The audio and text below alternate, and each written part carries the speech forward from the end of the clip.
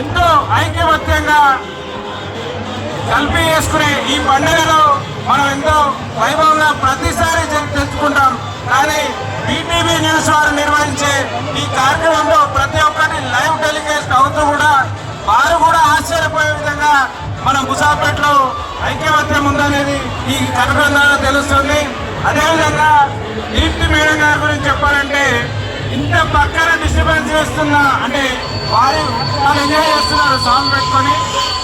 DJ song పెట్టేటప్పుడు కూడా ఆ పిల్లలు కూడా ఎక్కడ వైబ్రేట్ రాకుండా ఏం రాకుండా చెప్పి ఆ విధంగా మనకు వారి ప్రదర్శనలు ప్రదర్శించారు. అలాంటి వారు కూడా మనం కృతజ్ఞతలు తెలియజేసుకున్నాం.